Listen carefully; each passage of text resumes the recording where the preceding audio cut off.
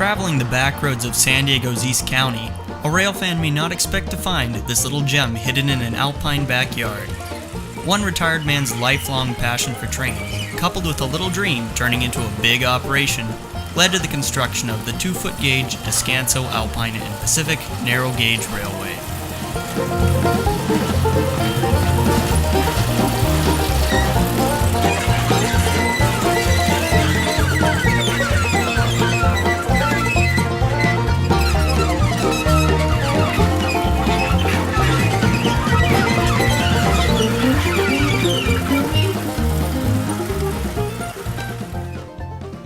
Well, shortly after I retired, I looked out on the property and wondered what could I do with it? How could it be utilized? And I thought about a train. Brian, my youngest son, was still home at the time, and he and I went out and did a little surveying with a surveyor's peep sight. Shortly after I got really into it, and we had maybe 10 feet of track laid, Casey and his wife came to have a lunch with Willa and I, and when the meal was over with, Casey said, well, come on, let's go look at what you're doing. And we walked down, and there was a little piece of track that ran from about the middle of the house track where the caboose sits, maybe 2 or 3 rail joints beyond that, and there was a turnout that goes in front of the depot. And I kind of explained to him what my plan was and my dream, and he said, can I help? And I said, well, sure, Casey, I guess you could. I'd known Casey for a number of years. We'd worked in the adult institutions, the San Diego County Honor Camp system together, and I found him to be a really neat person to work with. Roy purchased this 18-inch gauge timber car, which became DAPR number 1. A short section of track was regauged to 18-inch. After the initial fun was had, Roy had a local machinist cut the axles in 2 and widen them to 2-foot gauge. With the pair of axles ready, Roy and Casey began the construction of a multi-purpose riding car. Multi-purpose because the side could be removed to allow the car to be adapted to whatever payload needed to be hauled.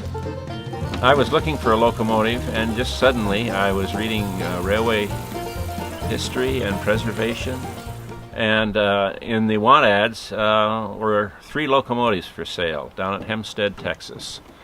And the 2.5-ton locomotive, a Brookville, had little or no work done on it. It was not operating at all, and hadn't operated for at least 13 years. Roy later found out the locomotive was built in 1935 for the Carthage Crushed Limestone Company of Carthage, Missouri.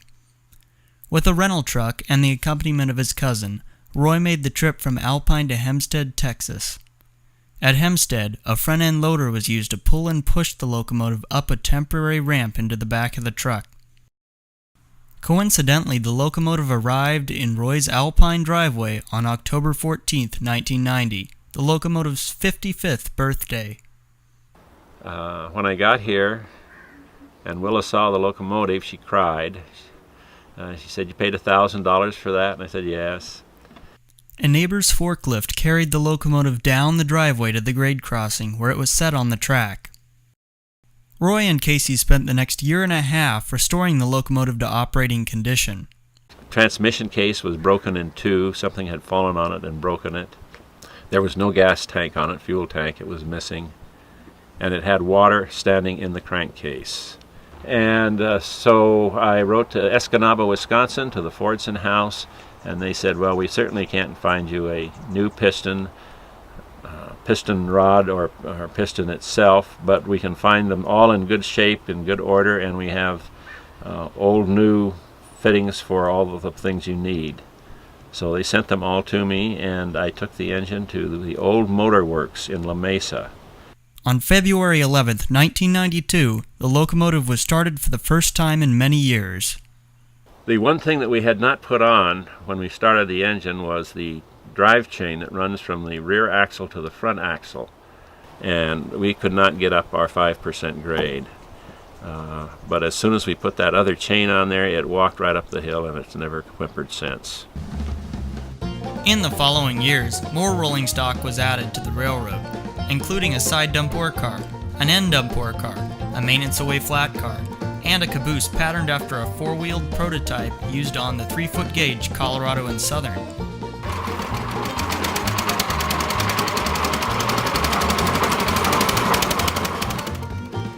This interesting contraption, known as a rail car or speeder, was built by Roy's good friend Charles McMahon using the engine and drivetrain from a Toro golf cart. Using a predetermined jacking point, the car can be moved on and off the main line by pivoting on its balance point.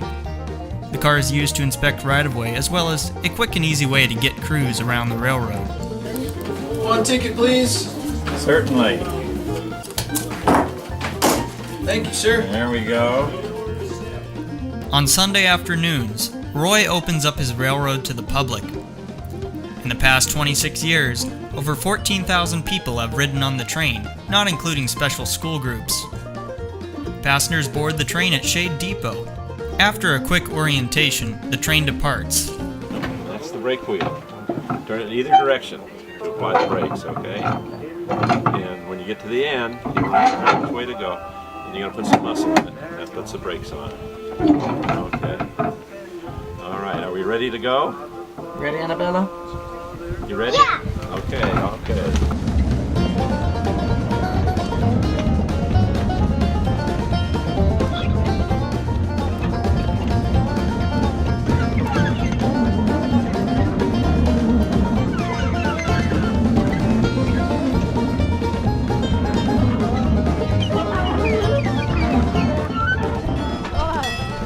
We bring you up here. This is a magnetic flagman, commonly called a wigwag. And that used to be everywhere the highway crossed the railroad track to tell you when the train's coming.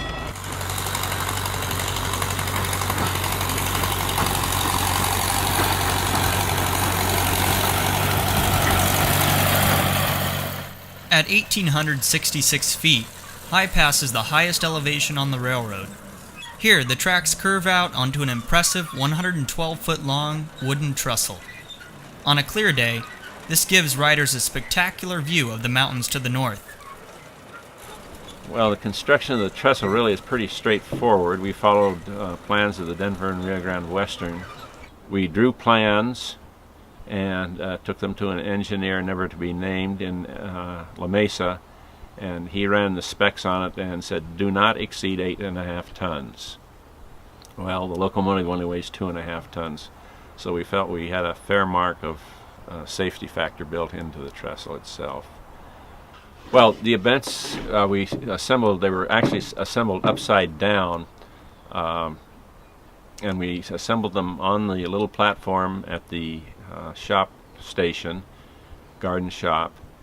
And once they were bolted together with the cross members and the cap and everything, then we'd skid them off onto a flat car. Casey would hold them upright, and I'd operate the locomotive. We'd take them up to the north end of the trestle, the approach at the north end, closest to the fence line. And then we'd offload them there and then sort of scoot them down the hill to where they were located. Probably the most difficult part was after we got out a ways and the trestle got higher, and it's deceiving. It's actually only about 10 or 12 feet from the top of the rail to the ground. But nonetheless, we would have to get up on step ladders and move the number 1 railroad ties, which were used for stringers, from one bent to the other. And the bents were no more than 8 feet apart at the outer edge.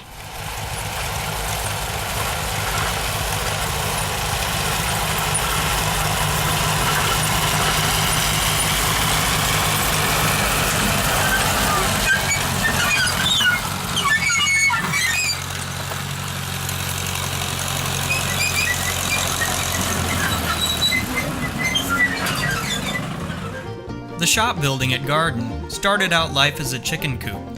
Track was later laid through the building out onto an inspection pit, where the underside of equipment can be easily serviced.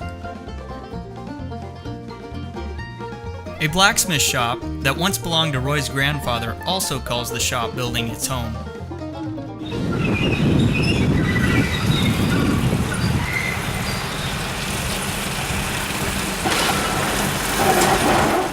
At New Marnell, the Descanso Alpine Pacific interchanges with the 18-inch gauge Del Cerro electric tramway. The locomotive, known as a trammer, was built prior to 1930 by the Mancha Storage Battery Locomotive Company. It weighs 1.5 tons and is powered by two 40-volt, 725-pound storage batteries. The trammer could run for 8 hours between charges.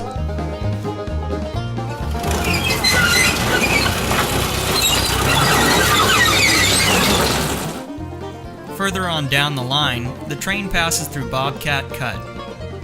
This section got its namesake from the Bobcat that Roy rented in order to finish it.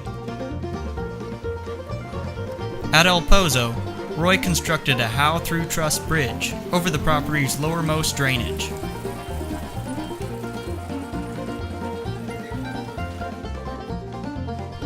El Pozo, which means the hole in the ground in Spanish, is the lowest station on the railroad at 1,834 feet.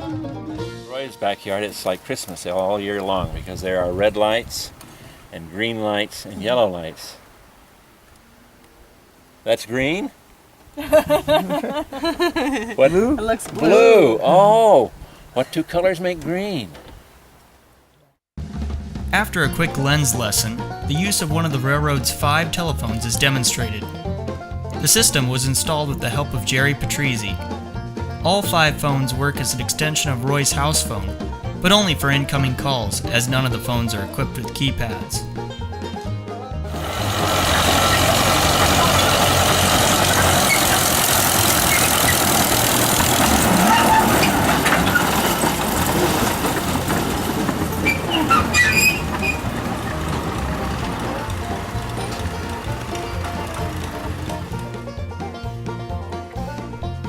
Before returning to the depot at Shade, every child on board of sufficient age gets a chance to try their hand at throwing a switch.